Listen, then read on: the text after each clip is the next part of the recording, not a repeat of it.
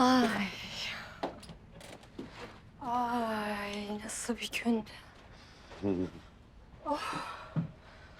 Çok yorulmuşum. Ali ile Nurbanu çok mutluydu. Biz şimdi kime düğün organizasyonu bakacağız? Kime? Ne bileyim, elimizdeymişken kendimize mi yapsak? Hazır sen de kınayı yakmışken.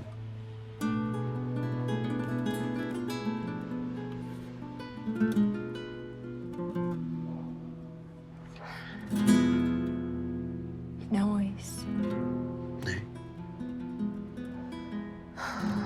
Bir de yan yana olunca çok korkuyorum. Niye? Sanki her şey bozulacakmış gibi kalbim ağzımda atıyor resmen. Korkma.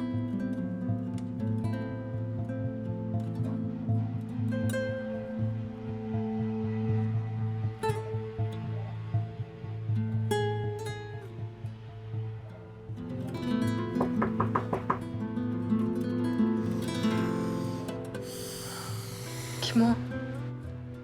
Bakmasam. Bak. Hadi.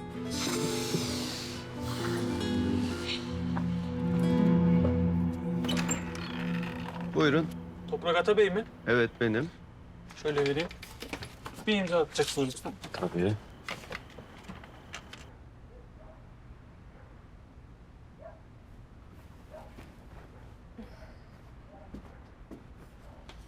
İyi akşamlar. İyi akşamlar.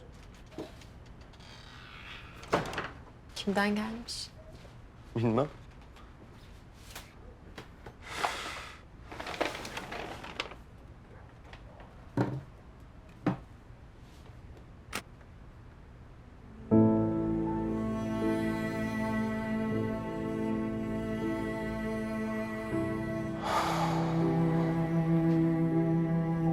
Eskisi gibi beraber müzik dinleriz Ece.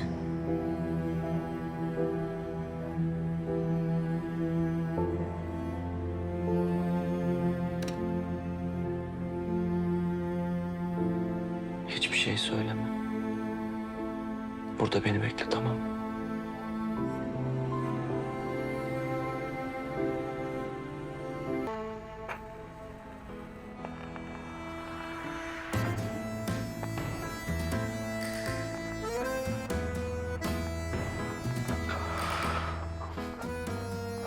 Doktorun evinde de yok.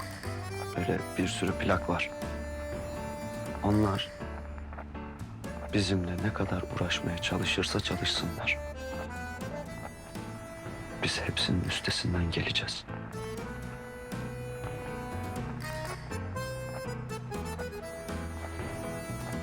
Bu dansı bana lütfeder misiniz Gonca Hanım?